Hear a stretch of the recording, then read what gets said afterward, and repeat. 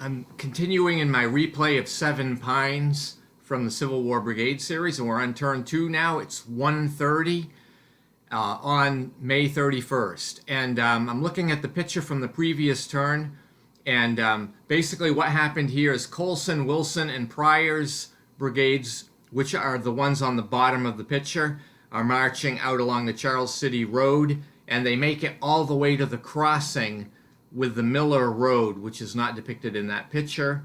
And then Pickett's brigade, which is on the top of the picture, leading the way, off the top of the picture, continues its march in column and gets all the way to the railroad at about 1:30. And then he shifts at that point into line formation.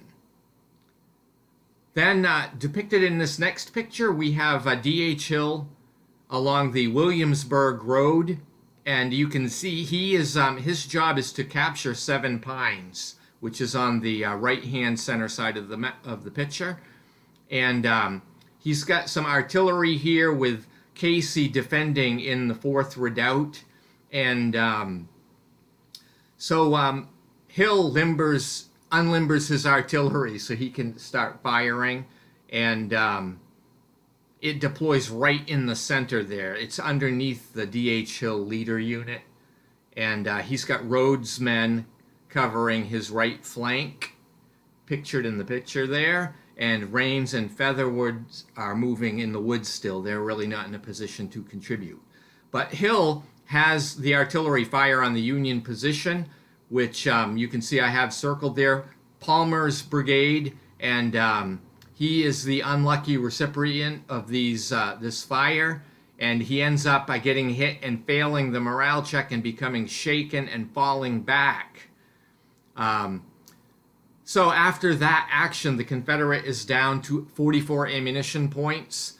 And in this game, there's a supply limit on ammunition points for both sides, actually. So each time they fire their artillery, they lose points. And when they're down to 0, the artillery is basically, done.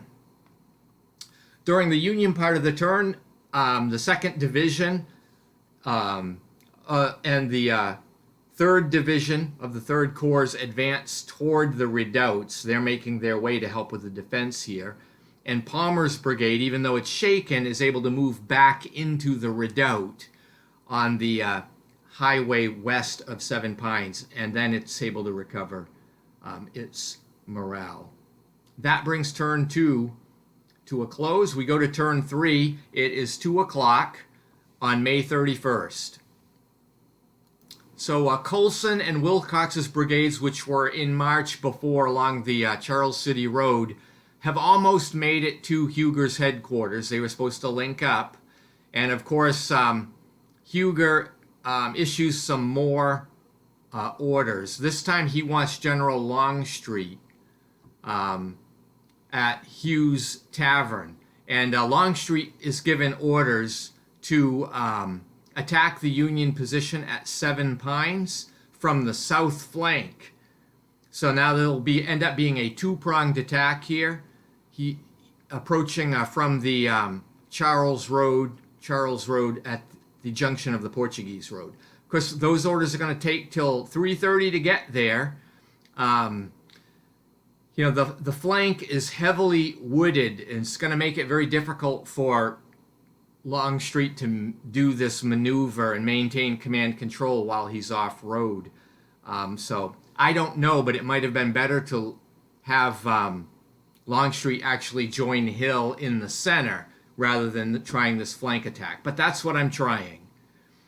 D.H. Hill is shown in the picture here. He has very good luck with his artillery fire, and he orders another round against Palmer on Williamsburg Road, and Palmer fails his morale check and routs.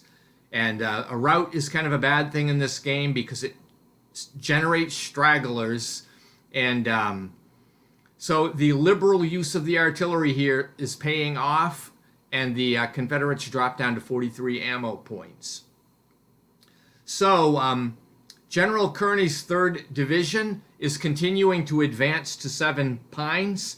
to help, bolster the Union's faltering situation here. Also, General Couch has his artillery return fire against the rebel artillery, but this only causes a morale check, which the artillery passes.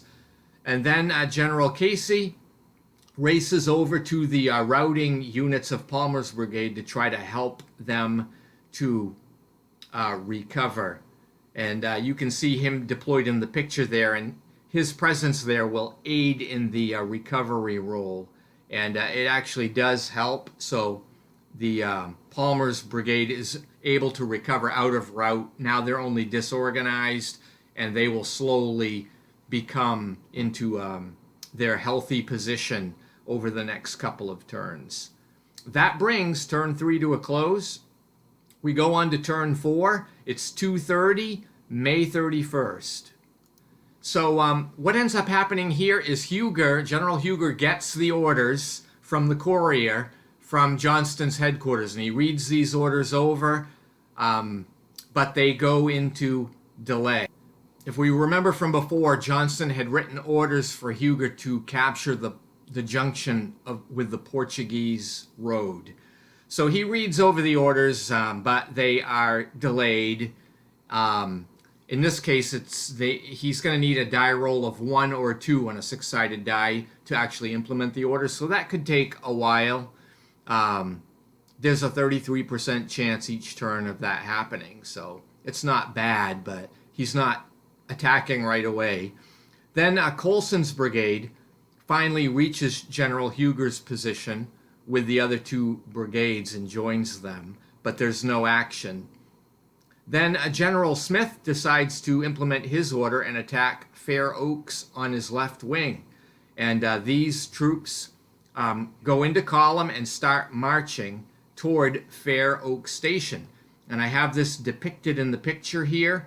You see G.W. Smith in the lead there, who is the commander of the left wing, and he brings his formation forward toward Fair Oaks Station, which is depicted along the junction between the road and the York Railroad there. It's a 2-point location for the Confederates. I think I have this backwards. Maybe it's a 3-point for the Confederates, 2 points for the Union. I don't remember now. But it's a key location to capture.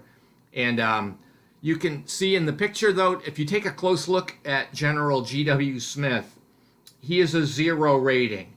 And so one of the other implications, it's hard to get him to implement his orders, but once he does, once his unit comes under fire, he starts to have to take corps attack stoppage checks. And a 0 rated leader is much more quickly to call off an attack at the slightest, provocation. So even though he's got orders to attack and capture Fair Oaks Station, there's a good chance if he takes fire, he'll call the attack off, and then they have to pull back out of small arms fire range. So that is a difficulty for them. Meanwhile, in the center of the action, D.H. Hill continues firing his artillery, this time at Wessel's brigade in the redoubt, but the artillery has no effect, and the Confederate artillery drops down to a 42.